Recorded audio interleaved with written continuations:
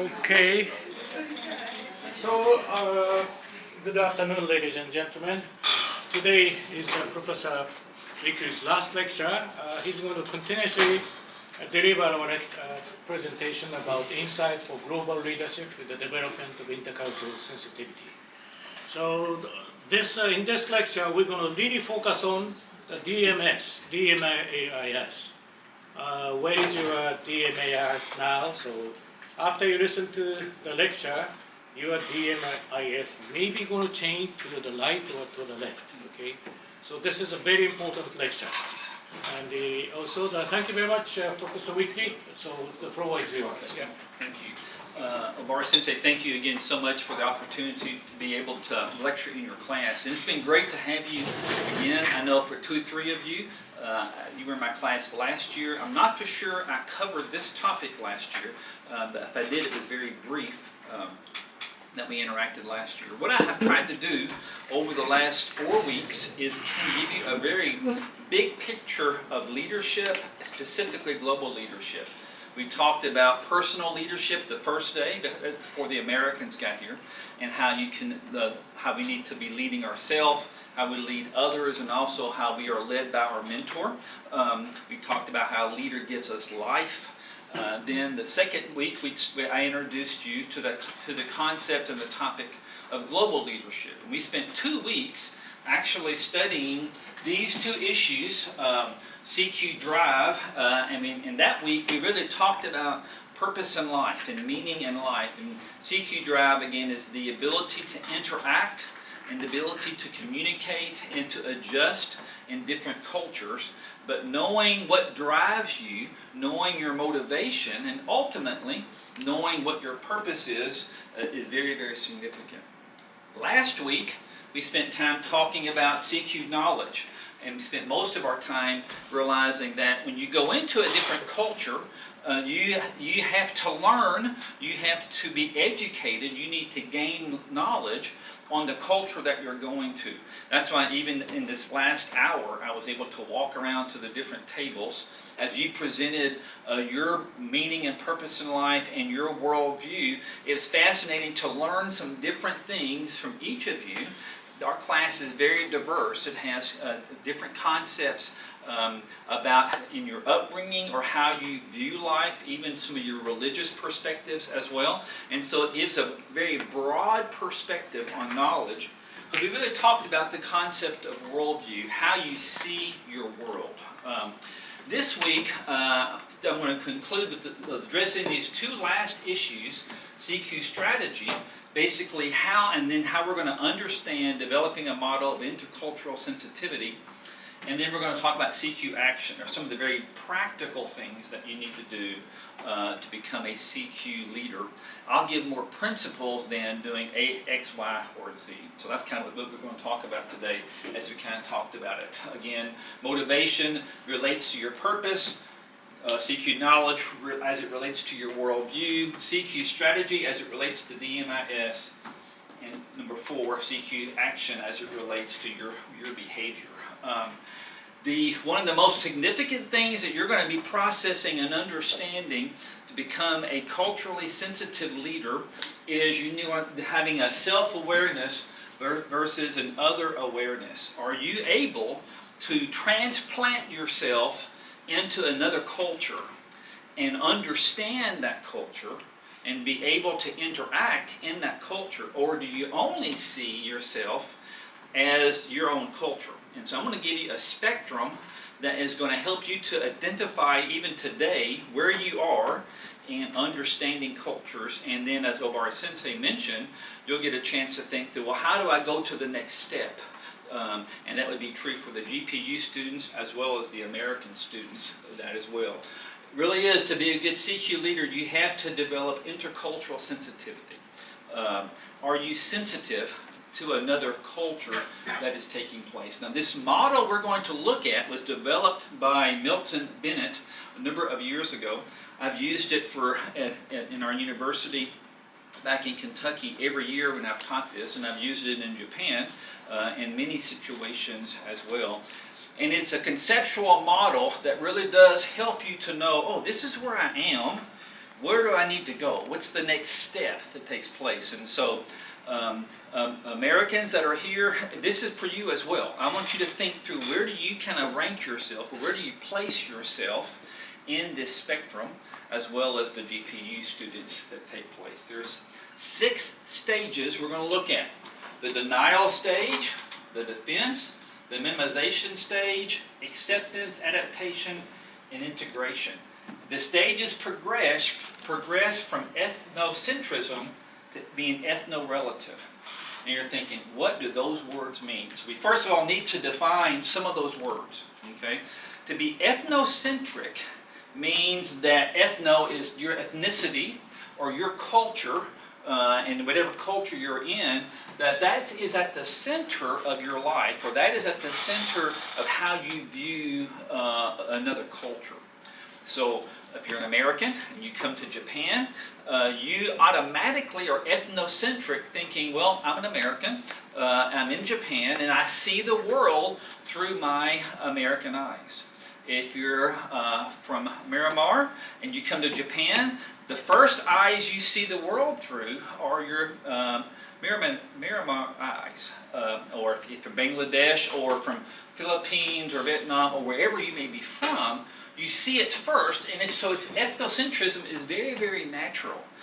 It's just that basically that is our natural tendency. It's, again, the tendency for individuals to place their own group, that could be ethnic, racial, or cultural, at the center of how they observe the world.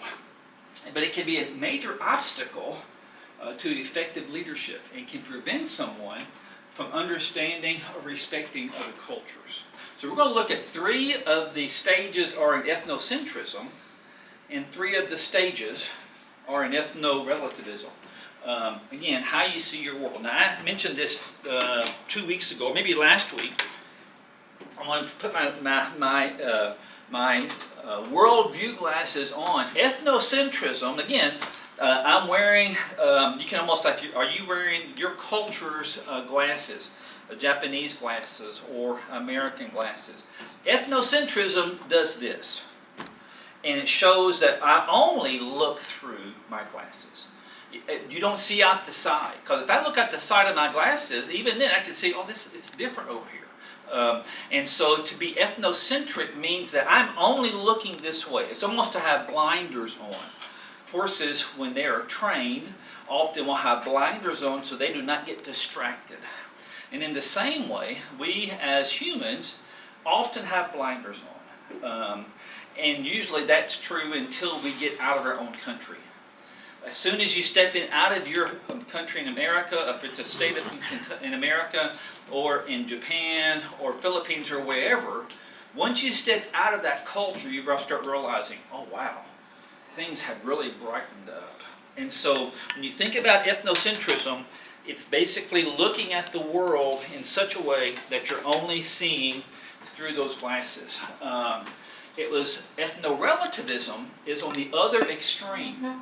Ethno-relativism is a word that was coined or developed with the intention of saying, well, instead of being ethnocentric and thinking that my world revolves around my ethnicity or around my culture, I am willing to relate to the other cultures that I'm involved in. And so you become ethno-relative. And in the same way, ethnocentrism has 3 stages that are progressive. Ethno-relativism has 3 stages that are progressive as well. Here are the stages. Again, on a continuum. Again, ethnocentric stages are denial, defense, and minimalization, moving from one to the other. Okay? Ethno-relativism goes with acceptance, adaptation, and integration. And so that's kind of the spectrum that you're going to be looking at. I will define each of these, and we'll have some discussion on what they are and what they are not. This kind of a picture diagram relates to the same way. A person who is in the denial stage, you got this guy, he's in the ocean, he's in his watertight suit, and he doesn't even acknowledge that there's another fish, that there's anything else is in the ocean. He's living in his own world. He's actually in the process of denying that there's something different than the culture that he's living in. In the defense stage, he sees it, but I'm not engaging with you. This guy here is ignorant. He just doesn't realize. This guy here may be actually more racist or prejudiced in the midst of that. He's denying that is true. The next stage is you look at it, and you realize, yeah, there's a difference here. But hey, Japan has McDonald's. They have Burger King. I'm curious, if you're from America, have you eaten at McDonald's since you've been here? Yeah. Now, how does it taste? Better quality, honestly. Better quality. But I would say close, but still better. Okay. Yeah, it's like if you closed your eyes and you had a Big Mac from Japan, Tokyo, and a Big Mac from New York, they're basically the same thing. I mean, think, how do they do that? The French fries are even the same. I'm thinking, how do they do that? I mean, so now I say you go to McDonald's. I've been to McDonald's. I go at least once every summer. I'm in Japan, just to say I've eaten at McDonald's in Japan. Have you eaten at KFC yet? If you're from America. Yeah. Okay, yeah, eating at KFC as well, Kentucky Fried Chicken. If you're a GPU student, have you eaten at McDonald's in the last month or two? Let me see your hand if you're GPU students. Okay, yeah. And so if you've eaten, if you've eaten at McDonald's here, it tastes just like if you were in Kentucky. It tastes the same. And so I say that because sometimes we think, hey, McDonald's is in Japan, McDonald's is in America, the cultures are the same, the food is the same. But we minimize the difference that is there. And Canon think, well, no, the food is actually, they probably do use better ingredients to some degree here in Tokyo. But you realize, oh, they're not that different, and you start to devalue the differences in the culture. So you acknowledge that there's a difference, but they're not that significant. Those are the ethnocentric stages. The next stage is, you start to accept. You're aware of the differences, and you start to accept those differences and start to understand them. Then you start to adapt, meaning you're taking your helmet off, or you're taking the water suit off, so you can actually engage with the culture. Then lastly, he didn't even have the suit off at all, and he has integrated, or she has fully integrated into the culture. We're going to talk about these stages and answer some other questions as relates to that. Stage one is denial, the stage of denial. It's often created based on the belief that a person's culture is the only real culture. I mentioned earlier, this stage really is a stage of people that are ignorant, meaning they don't have the knowledge of often this takes place if a person's never left their hometown if they're in America, or they've never left their culture or their country that is there. They just think, oh, there's no difference. And not only is there no difference, the only real culture is my culture. And their lack of exposure to another culture keeps them from not being isolated, and they end up isolating themselves. Oftentimes people that are in this stage of denial are not interested in the cultural differences and could care less about people other than the ones that are already in their culture. None of you are in that stage because you're in a different culture. Most of you are in a different culture unless you're from Japan and live here as well. Common phrases that are true: all big cities are the same, lots of buildings, too many cars, and they have McDonald's. That kind of idea that takes place. Stage two, though, is very different. Again, stage one is the denial stage of it, but stage two is learners often feel as if their own culture is the only good culture. Don't forget, denial says, my only culture I know is my culture. But stage two is you're defending your culture and you think my culture is the best. It is the only really good culture, and everything else is subpar. Now, don't misunderstand me. All of us believe that we like our culture. We're all ethnocentric. If you're from Japan, you like the Japanese culture. If you're from America, you like the American culture. You know, if you're from Philippines or Myanmar, you like your culture. So there's nothing wrong in liking your culture. But when you start defending your culture as if these other cultures are bad, or these other cultures are not worthy, or these other cultures are not valuable, then that's the defense stage. And people tend to be very critical of other cultures and have a narrow focus on what's appropriate behaviors that take place there. Some of the phrases might be, I wish these people would just talk the way we do. And when you go out to the culture, it makes you realize how much better we are. There's that sense that, well, my culture really is the best. In this stage, stage 2, I believe is the stage that we would define as being a racist, or racism can be predominant in this stage. On Monday, I had the privilege of lecturing at Kondo University here in Chiba. And before I lectured, the professor, Shibate Sensei, he had his students ask questions, and then he sent me those questions. I was only there for one lecture. And so I tried to answer some of their questions. And in each of the classes I lectured in, the students asked, can you talk about immigration in America, and can you talk about racism in America? What's your perspective on those things? And it's interesting, I did so. I addressed some of those things. And this really becomes the stage where you start to see, oh, racism defined is seeing your culture or your group as better than another culture, and I'm the best. And so when I start to think that my nationality or maybe my ethnicity is the best and yours is worse or yours is not as valuable, then that becomes very racist. So I have a question I want to ask you. Have you experienced racism? Or where have you experienced racism, either in your own culture or even as you've traveled, if you've been in Japan for the first time? But talk a second, because I've never just had the students discuss that before. But where have you seen racism, either that you've experienced it or you have seen it in a different culture? So take some time around your table, maybe a couple tables at a time, to discuss that just for a couple of minutes. That'd be helpful. Where have you seen or where have you experienced racism?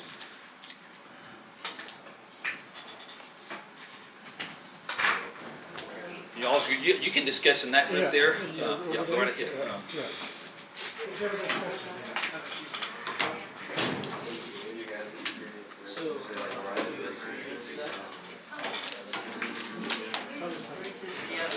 And I'd say, again, as I say, let me give again the definition of racism is thinking that your group or your ethnicity is superior.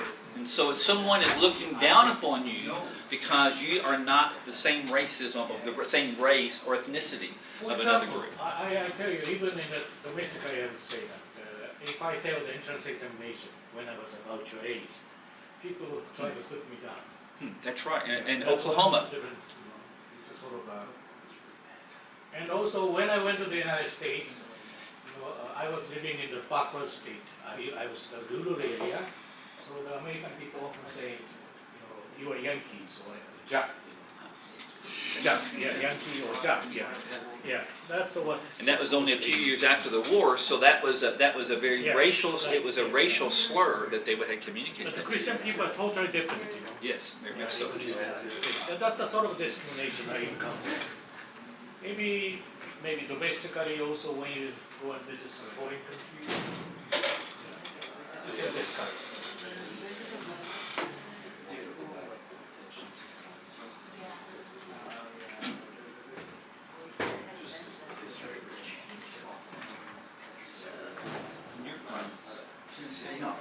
Yeah, Richmond. Yeah, I was just saying how there was in Richmond all these monuments, monument avenue they took down because of the Civil War, slavery,